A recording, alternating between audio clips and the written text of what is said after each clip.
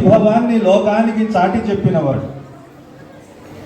అసలు తెలుగు అంటేనే మొత్తం దక్షిణ భారతదేశం మొత్తానికి ప్రాతినిధ్యం వహించేటటువంటి పదం.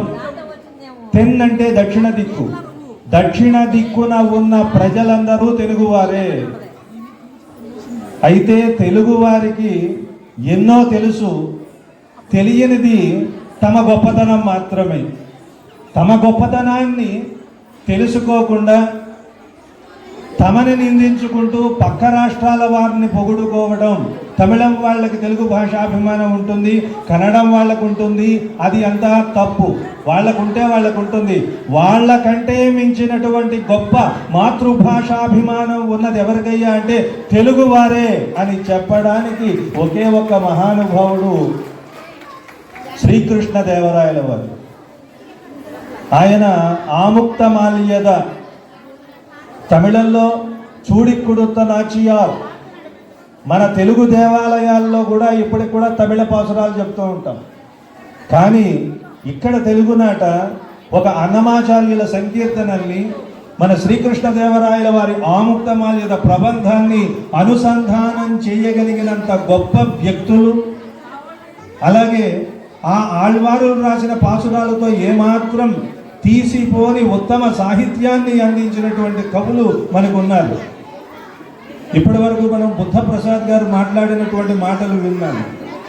ఆ మాటల్లో ఒక తపన, భావితరాలకు చరిత్రని అందించాలి. చరిత్రకి రెండు రకాలుగా చెదలబడుతుంది. ఒకటి మరిచిపోవడం, రెండవది మార్చి చెప్పడం. ఈ రెండింటిని ఎదుర్కొని మన చరిత్రని మనం నిలుపుకొని భావి తరాలకు అందించాలి అంటే ఇంత అద్భుతమైనటువంటి ఆలయం, 108 దివ్య క్షేత్రాలలో మహిమాన్వితమైన క్షేత్రం శ్రీకాకుళ క్షేత్రము అన్నారు. కా అంటే బ్రహ్మదేవుడు, అంటే చతుర్ముఖ బ్రహ్మ కాదు, సాక్షాత్తుగా పరబ్రహ్మ. ఆకులము అంటే నిలయము, పరమాత్మే సాక్షాత్తుగా వచ్చి స్వయంభూగా ఆవిర్భవించి అవతరించిన కృష్ణా తీరాన ఉన్న అత్యంత పవిత్రమైనటువంటి ఈ క్షేత్రం, ఇది దివ్య క్షేత్రం. అలాంటి శ్రీకాకుళ క్షేత్రాన్ని సంరక్షించి ఇంకా అందులో ధూపదీప నైవేద్యాలు వైభవంగా జరగాలని ధర 108 తిరుపతిలోన శ్రీకాకుళం ఒక దివ్య క్షేత్రమని చాటి చెప్పి దాని వైభవాన్ని లోకానికి చాటి చెప్పిన వాడు కాసుల పురుషోత్తమ కవి అనే ఒక మహానుభావుడు. ఆయన గొప్పతనాన్ని విశ్వనాథ వారు ఒకే ఒక మాటలో చెప్పారు. బమ్మెర పోతనామాత్యుడు గనక భాగవతాన్ని రాసి ఉండకపోతే తరువాత తెలుగు సాహిత్యంలో ఎవరయ్యా రాయగలిగిన వారు అంటే కాసుల పురుషోత్తమ కవి అని చాటి చెప్పారు. ఆ కాసుల పురుషోత్తమ కవి ఈ క్షేత్రాన్ని సముద్ధరించడం కోసం, ఇంకా వైభవాన్ని తీసుకువెళ్ళడం కోసం అద్భుతమైనటువంటి శతకాన్ని రాశారు.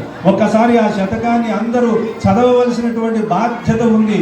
ఎందుకని మనం ఇక్కడ పుట్టాం, ఇక్కడ ఉన్నటువంటి పరమాత్మకి సంబంధించిన వైభవం మనకి తెలియదు.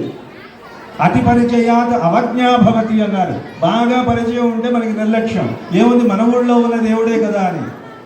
దుష్ట సంహారం చేయడం కోసం పర, వ్యూహ, విభవ, అర్చావతార, అంతర్యామి అనే 5 స్వరూపాలుగా భగవంతుడు ఉంటే ఈ క్షేత్రంలో తనంతట తానుగా అవతారాన్ని ధరించి, కలియుగంలో అవతారాలు లేవండి, శ్రీకృష్ణ అవతారంతో అవతారం అయిపోయింది. బుద్ధావతారం విషయంలో కొంచెం సందేహాస్పదాలు అవన్నీ ఉన్నా పక్కన పెడితే, కలియుగంలో ఎక్కడైనా సరే ఒక క్షేత్రంలో సాక్షాత్తుగా విష్ణుమూర్తి ఆవిర్భవించి తానే రాజుగా ఉండి నిశుంభుడు అనే ఒక రాక్షసుణ్ణి సంహరించి రాజ్యం అంటే ఇలా ఉండాలి అని రాయల లాంటి వారికి ఒక మార్గదర్శనం చేశాడు.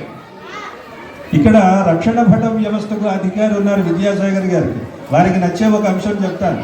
రాయల వారి రాజ్యంలో పెట్రోలింగ్ వ్యవస్థ ఎలా ఉండేది? తలభక్షచ్చట గుచ్చి బాతువులు. సరస్సుల్లో తెల్లవారుజామున ఒక దృశ్యం మీరంతా చూసే ఉంటారు పల్లెటూళ్ళల్లో. బాతులు ఏం చేస్తాయి, ఒడ్డుకి వచ్చి తమ తలల్ని రెక్కల్లో గుచ్చి నిద్రపోతూ ఉంటాయి. తలభక్షచ్చట గుచ్చి బాతువులు కేదారంపు పుల్యాంతర స్థలి. అక్కడ నిద్రపోతూ ఉంటేట అవి చూడడానికి ఎలా ఉన్నాయి? ఆరెకులు. పెట్రోలింగ్ వ్యవస్థ రాత్రిపూట అంతా కాపలా కాసే రక్షక భటులు అలా చూసి అయ్యో ఉదయమే బ్రాహ్మణులు ఇక్కడికి వచ్చి స్నానం చేయడం కోసం వీళ్ళు ఆ నదుల్లోకి దిగేవారట, చెరువుల్లోకి. వెంటనే అక్కడ ఉన్న బాతులు కదా అవి, ఆ బాతులు లేచి నీళ్ళల్లోకి వెళ్ళిపోయేవట. అంటే చూడండి, ప్రజలకి సంబంధించిన నయా పైసా అయినా అది లోకంలో ఎవరికి చెందాలో అలా చెందాలి అని రాయల వారు కేవలం ఊహలు ఉత్ప్రేక్షలు వాటితో రాయలేదండి. ఆనాటి సమాజంలో రక్షణ ఎలా ఉండాలి, ప్రజలు ఎలా ఉండాలి, సామాన్యులు ఎలా ఉండాలి, కేవలం మానవులకు కూడా ఎలాంటి లక్షణాలు ఉండాలి అని ఆముక్తమాల్యదలో చెప్పారు. అంటే ఆయనకు ఇదిగో అంతకుముందు ఒక రాజ్యాన్ని పరిపాలించిన ఆంధ్ర మహావిష్ణువుగా అవతరించిన సాక్షాత్తు విష్ణుమూర్తి అనుగ్రహమే రాయలవారి వైభవం మొత్తానికి కారణం మన శ్రీకాకుళ క్షేత్రమే. అలాంటి క్షేత్రానికి మనం ఎంతో సమీపంలో ఉన్నాం. ఆ స్వామిని చూడండి, దుష్ట సంహారం చేసిన తర్వాత శంఖ చక్రాలు, కుడి చేతిలో చక్రము ఎడం చేతిలో శంఖము ఉంటాయి సర్వసాధారణంగా.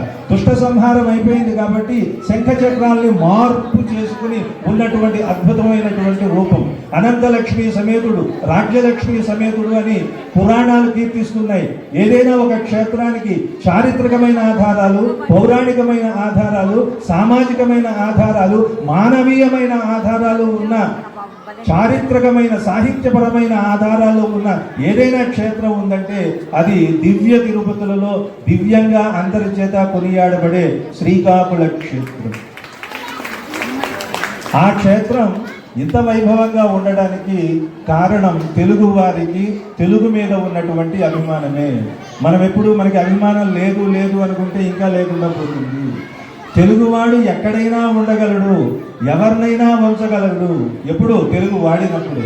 తెలుగువాడు దేశాన్ని ఏలతాడు అని చెప్పడానికి ఎన్నో ఉదంతాలు ఉన్నాయి.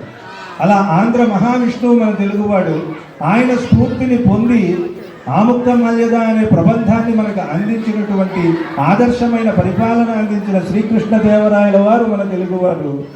ఆ రాయల వారి స్ఫూర్తిని అందుకొని ఎంత వైభవంగా ఇక్కడ ఉత్సవాలు జరిపిస్తున్న మన మండలి బుద్ధప్రసాద్ గారు మనందరికీ ఆత్మీయులైన తెలుగు వారికి పంచాలనే తపన ఉంటుంది. సాహిత్యాన్ని, కళల్ని పెంచి పోషించాలనే తపన ఉంటుంది. రాయలవారి కాలంలో కాపలా కాసేవాళ్ళు కూడా కవిత్వం చెప్పేవారు. వేదిక మీదకి ఎక్కితే దానంతటా అది కవిత్వం పరవళ్ళు తొక్కుతూ ఉండదు. ఇందాక మనం అద్భుతమైన భువన విజయం చూసాం. ఎందుకు భువన విజయాన్ని ఏర్పాటు చేశాడు? ఆ రోజుల్లో శ్రీకృష్ణదేవరాయలు సాహిత్యాన్ని, సంగీతాన్ని ఎంత బాగా ఆదరించారు. ఎందుకు ఆదరించాలి? మనసు మెత్తపడాలి. సాహిత్యం వల్ల జరిగేదేమిటి? కళల వల్ల జరిగేదేమిటి? మనలో ఉన్న సాత్వికత బయటకు వస్తుంది. ఇప్పుడు ప్రపంచం కరడు కట్టుకుపోయిన హృదయాలతో ఉంది, అది మెత్తపడాలి అంటే ఇలాంటి కార్యక్రమాలు జరగాలి. వీటిని మనం ఆదరించాలి, అందులో మన సాహిత్యాన్ని పోషించాలి. క్రమక్రమంగా ఇలాంటి కార్యక్రమాల వల్ల మానవుల మధ్య సత్సంబంధాలు నెలకొంటాయి. నేను ఒక్కడిని చేస్తే ఏమవుతుంది అని ఊరుకోలేరు బుద్ధప్రసాద్లో. నేను పుట్టిన నానేలలో, ఈ దివిసీమలో, నిజానికి దివిసీమ అంటాం, పైన ఉన్న దివిలో ఏముందండి? ఏముంటుంది పైన ఉన్న దివిలో? అంతా సుఖమేనండి అన్నారు. ఆ సుఖానికి నిర్వచనం లేదు. మరి ఈ దివిలో ఏముంది? సంగీతం ఉంది, సాహిత్యం ఉంది, సౌజన్యం ఉంది, సంప్రదాయం ఉంది, ఆధ్యాత్మికత ఉంది. ఇన్ని ఉన్న ఈ దివిసీమను ఒక మణిలాగా, ఆంధ్రదేశంలో ఒక నాయక మణిలాగా తీర్చిదిద్దడం కోసం మన శ్రీకృష్ణదేవరాయల వారికి పట్టాభిషేక మహోత్సవాలు చేస్తూ మనకు అత్యంత వైభవాన్ని ఇచ్చిన ఆంధ్ర మహావిష్ణువుని ఒక్కసారి స్మరించుకుంటూ, ఆ ఆంధ్ర మహావిష్ణువు మీద అపారమైన సాహిత్యం వచ్చింది. దాన్నంతటినీ మనం చదవాలి. దాన్ని ఒక సమగ్రమైన సంపుటిగా కూడా తీసుకుని వచ్చి సాంస్కృతిక శాఖ వారు దాన్ని ముద్రిస్తే అందరికీ అందేటటువంటి యోగ్యత కూడా ఉంటుంది అని తెలియజేస్తూ, ఇలాంటి మంచి కార్యక్రమంలో అన్వయించకపోతే అది ఒక లోపంగా ఉంటుంది. ఆ లోపం నాకు జీవితంలో కలగకుండా చేసిన మా బుద్ధప్రసాద్ గారికి మరొకసారి ధన్యవాదాలు తెలియజేస్తూ సెలవు. Thank you sir for coming. ఈ కార్యక్రమానికి ఇచ్చేసినటువంటి ప్రముఖ అతిథులందరికీ కూడా శ్రీకృష్ణదేవరాయ మహోత్సవ సభ్యులందరూ కూడా కృతజ్ఞతలు తెలియజేస్తారు.